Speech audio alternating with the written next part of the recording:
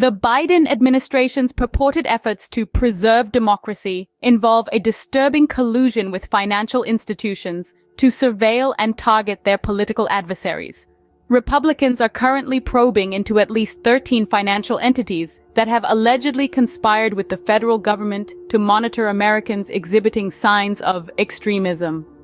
These surveillance tactics blatantly contravene the Fourth Amendment of the U.S. Constitution, subjecting Americans to scrutiny without warrants or due process, all under dubious pretexts. Congressman Jim Jordan, Republican Ohio, chair of the House Select Subcommittee on the Weaponization of the Federal Government, spearheads the investigation into these alleged transgressions.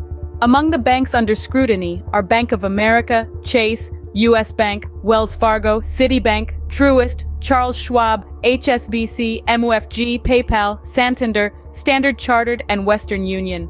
According to the probe, both the FBI and Financial Crimes Enforcement Network FinCEN collaborated with financial institutions to target individuals perceived as pro-gun or religious Trump supporters following the events of January 6, 2021. Banks unconstitutionally monitored private transactions, flagging purchases or keywords like MAGA and Trump as potential indicators of extremism.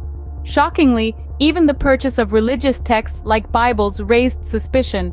FinCEN went as far as suggesting scrutiny of transactions at stores like Cabela's and Dick's Sporting Goods to identify potential extremists. Congressman Jim Jordan expressed grave concerns over this warrantless financial surveillance, highlighting its infringement on Americans' privacy and civil liberties in a letter to Treasury Secretary Yellen.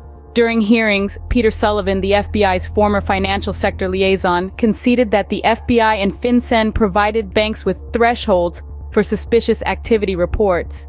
Banks scrutinize consumers' transaction histories for keywords and purchases.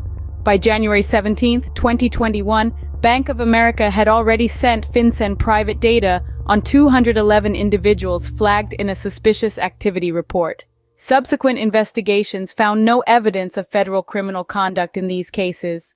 When requested to provide weapons-related transactions, only 4 out of the 211 cases met the criteria, prompting criminal background checks. The FBI then initiated investigations into these 4 individuals, yielding leads on additional persons of interest. Innocent Americans were unlawfully profiled and harassed by a rogue federal government and surveillance apparatus. The Biden administration's actions amount to spying, profiling, and targeting Americans to suppress their political and religious viewpoints. By enlisting the FBI, they have displayed a sinister intent to intimidate and falsely incriminate innocent individuals. This egregious overreach bears striking resemblance to totalitarian regimes like Stalin's Great Purge in the 1930s.